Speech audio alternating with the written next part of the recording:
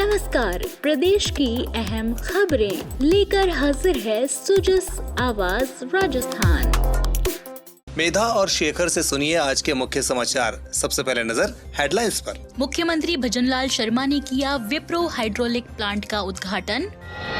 मुख्यमंत्री ने की राजकीय वरिष्ठ उपाध्याय संस्कृत विद्यालय के कक्षों के लोकार्पण और सम्मान समारोह में शिरकत। और चिकित्सा मंत्री की पहल पर काम पर लौटे रेजिडेंट, चिकित्सकों की सुरक्षा व्यवस्था होगी और मजबूत। अब सुनिए खबरें विस्तार से। मुख्यमंत्री भजनलाल शर्मा ने आज जयपुर के महिंद्रा वर्ल्ड सिटी में विप्रो हाइड्रोलिक प्लांट का विधिवत उद्घाटन किया। मुख्यमंत्री ने समारोह को संबोधित करते हुए कहा कि विप्रो ने राजस्थान सरकार के साथ हुए एमओयू के तहत उत्तर भारत का पहला हाइड्रोलिक प्लांट स्थापित कर क्षेत्र में रोजगार के नए अवसर पैदा किए हैं। निवेश के लिहाज से राजस्थान अब कंपनियों की पहली पसंद बनता जा रहा है। उन्होंने कहा कि rising Rajasthan global investment summit 2024 के लिए निवेशकों द्वारा दिखाई जा रही रुचि के चलते आगामी वर्षों में निजी क्षेत्र में रोजगार के नए अवसर पैदा होंगे। और विप्रो का हाइड्रोलिक प्लांट जो शुरू हो रहा है, निश्चित रूप से एक जयपुर के अंदर नई शुरुआत की है। जैसा मैं कह रहा था, उत्तर भारत में ये कंपनी का पहला प्लांट। इस हाइड्रो प्लांट के जरिए विप्रो प्रदेश प्रगति और प्रदेश वासियों के लिए रोजगार के अवसर सृजन करने का काम तो करेगी, लेकिन विभिन्न उद्योगों में हाइड्रोलिक की मांग तेजी से बढ़ रही है। ऐसे में हमें उम्मीद कर सकते हैं कि आने वाले समय में इस संयंत्र का विस्तार भी आपको करना पड़ेगा। हम अपनी सरकार के पहले ही वर्ष में राजस्थान में निवेश को बढ़ावा देने के लिए 9 से 11 दिसंबर तक जयपुर में राजस्थान इन्वेस्टमेंट समिट आयोजित कर रहे हैं। मैं उसके लिए आप सभी को और ऐसे सभी आपके मित्रों को उद्योग के क्षेत्र में राजस्थान के अंदर काम करना चाहते हैं, उन सभी को मैं यहाँ राजस्थान में आमंत्रित करना चाहता हूँ। मुख्यमंत्री भजनलाल शर्मा ने आज जयपुर के प्रताप नगर में राजकीय वरिष्ठ उपाध्याय संस्कृत विद्यालय के कक्षों के लोकार्पण और सम्मान समारोह में शिरकत की। कार्यक्रम को संबोधित करते हुए मुख्यमंत्री ने कहा, हमने पहली बार बजट दिया है क्योंकि हम जनता के बीच में हम पूरा काम करना चाहते हैं और जो जनता से हमने कहा है उन वादों को हम पूरा करना चाहते हैं। इसलिए हमने वो बजट में काम लिए हैं जो 1 साल 2 साल 3 साल में जो काम पूरे होंगे। आपने देखा होगा, क्योंकि हमारा सांगानेर विधानसभा ऐसा विधानसभा है कि इसकी हर साल आप देखते हैं कि हमारी कितनी कॉलोनियां कट जाती हैं, कितने घर बन जाते हैं। और हमको ये भी देखना पड़ेगा जयपुर के अंदर आने वाले उन सभी लोगों का जो नए मकान बनाने वाले हैं या बसने वाले हैं, हमें पता है क्योंकि हमारा दिल्ली रोड ब्लॉक हुआ है, इतनी दूर जा नहीं सकते। सीकर रोड भी आगे पहुंच गया है। आगरा रोड टनल की वजह से आगे नहीं जा पाता है। अगर जयपुर को आगे बढ़ाने के जो अगर कहीं कोई रास्ता है, या तो वो अजमेर रोड है और या वो टोंक रोड है हमारा जगतपुरा का। हमें उसको ध्यान में रखते हुए हम काम कर रहे हैं। हमारी कोई भी योजना हो, ठीक प्रकार से वो योजना आए। और आपने देखा है कि लगभग 3100 करोड़ रुपए के काम हमने सांगानेर विधानसभा में करने का काम किया है। मुख्यमंत्री ने कजरी तीज पर सभी को शुभकामनाएं देते हुए सोशल मीडिया संदेश पर लिखा, माताओं बहनों के अखंड सौभाग्य और अटूट आस्था के प्रतीक मां गौरी की उपासना के पर्व कजरी तीज की हार्दिक बधाई एवं शुभकामनाएं। गौरी और भगवान शिव जी से प्रार्थना है कि आप सभी के जीवन में सुख शांति समृद्धि और धन वैभव की वर्षा करें। उप मुख्यमंत्री दिया कुमारी ने निर्देश दिए कि बजट घोषणाओं की क्रियान्विति में श्री खाटू श्याम जी मंदिर कॉरिडोर विकास के लिए उत्कृष्ट डीपीआर बनाकर समग्र विकास की सोच के साथ काम करें। उन्होंने कहा कि मंदिर और उसके आसपास के क्षेत्र में जन सुविधाओं, सड़क परिवहन, यात्रियों के ठहराव, दर्शन में सुगमता और भीड़-भाड़ नियंत्रण सहित विभिन्न पहलुओं को ध्यान में रखकर एक बेहतरीन कार्य योजना बनाई जाए ताकि श्री खाटू श्याम जी मंदिर कॉरिडोर को एक मॉडल के रूप में विकसित किया जा सके। उन्होंने कल सचिवालय में वित्त, सार्वजनिक निर्माण और पर्यटन विभाग के अधिकारियों के साथ आयोजित समीक्षा बैठक में ये निर्देश दिए। इस दौरान उन्होंने श्री खाटू श्याम जी मंदिर के आगामी विकास योजनाओं की जानकारी ली। इस दौरान उन्होंने प्रदेश के अन्य मंदिरों में भी श्रद्धालुओं को सुलभ सुविधाएं विकसित करने और उन्हें पर्यटन केंद्रों के रूप में विकसित करने के निर्देश दिए।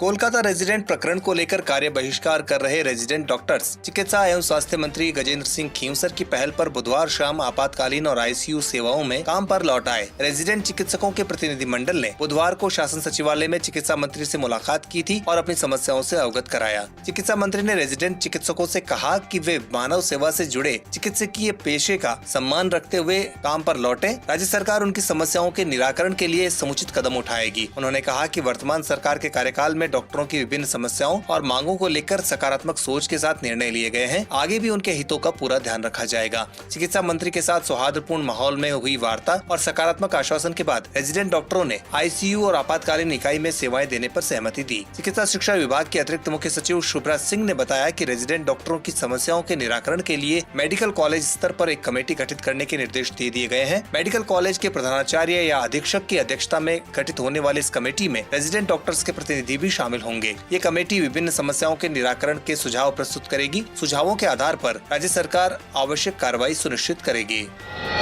राज्य में अवैध खनन गतिविधियों पर प्रभावी कार्रवाई और औचक निरीक्षण के लिए वरिष्ठ अधिकारियों के नेतृत्व में 7 अलग अलग दलों का गठन किया गया है। ये दल अवैध खनन गतिविधियों के साथ ही आरसीसी, ईआरसीसी ठेकों और वे ब्रिजों आदि का भी निर्देशित क्षेत्रों और स्थान पर औचक निरीक्षण कर आवश्यक कार्रवाई करेंगे। मुख्यमंत्री और खान मंत्री भजनलाल शर्मा ने समीक्षा बैठकों के दौरान अवैध खनन गतिविधियों के खिलाफ जीरो टॉलरेंस की नीति अपनाने के निर्देश देते हुए सख्त से सख्त कार्रवाई करने के आदेश दिए हैं। मुख्य सचिव सुधांश पंत ने इसके लिए जिला कलेक्टरों की अध्यक्षता में गठित एसआईटी की नियमित बैठक करने और जिला कलेक्टरों को आवश्यक कार्रवाई और निगरानी रखने के निर्देश दिए हैं। वहीं खान सचिव श्रीमती आनंदी ने अधिकारियों को इस संबंध में किसी भी प्रकार की कोताही बर्दाश्त नहीं करने का स्पष्ट संदेश दिया है। पिछले दिनों ही लापरवाही और अनियमितता के चलते 2 अधिकारियों और 1 कार्मिक को निलंबित कर दिया गया। निदेशक माइंस भगवती प्रसाद कलाल ने बताया कि अवैध खनन, परिवहन और भंडारण के खिलाफ प्रभावी कार्रवाई और औचक निरीक्षण के लिए वरिष्ठ अधिकारियों के नेतृत्व में 5-5 सदस्यीय 7 दलों का गठन किया गया है। दलों में तकनीकी अधिकारियों को भी शामिल करने के साथ ही बॉर्डर होमगार्ड उपलब्ध कराने की भी व्यवस्था की गई है।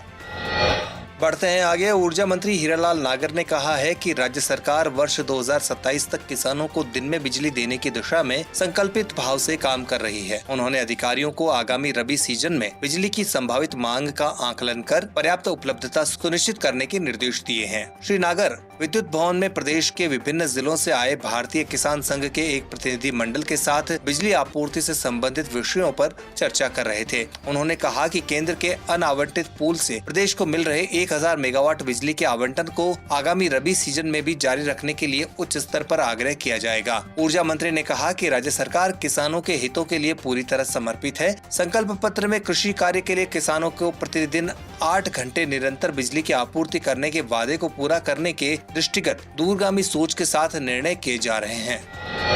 इसी क्रम में भूजल मंत्री कन्हैया लाल ने कहा कि विषम भौगोलिक परिस्थिति और भूजल की अत्यधिक कमी से जूझ रहा प्रदेश अटल भूजल योजना से जल के क्षेत्र में आत्मनिर्भर बनने की ओर अग्रसर है। किसी भी राज्य की अर्थव्यवस्था और विकास जल की उपलब्धता पर निर्भर करता है। नवीन उद्योगों की स्थापना भी जल की उपलब्धता वाले राज्यों में अधिक होती है। उन्होंने कहा कि राज्य सरकार की भूजल को लेकर नवीन नीतियों और कार्यों का ही परिणाम है कि अटल भूजल योजना में अब हमारा प्रदेश 7वें स्थान से 3रे स्थान पर आ गया है। भूजल मंत्री ने अटल भूजल योजना के अंतर्गत राज्य कार्यक्रम प्रबंध इकाई जयपुर की ओर से राज्य कृषि अनुसंधान केंद्र दुर्गापुरा में आयोजित 1 दिवसीय प्रशिक्षण कार्यक्रम को संबोधित करते हुए ये बात कही। श्री कन्हैया लाल ने कहा कि पूर्व प्रधानमंत्री अटल बिहारी वाजपेयी के नाम पर 25 दिसंबर 2019 को प्रारंभ की गई अटल भूजल योजना वर्तमान में प्रदेश के 17 जिलों में संचालित है। पूर्व प्रधानमंत्री का नदियों को आपस में जोड़ने का सपना राजस्थान के लिए एक वरदान साबित होगा। उन्होंने कहा कि सिंचाई की ड्रिप, स्प्रिंकलर और तकनीकों के माध्यम से पानी बचाया जा सकता है। साथ ही वर्षा जल को बचाने के लिए बेहतर प्रयास होने चाहिए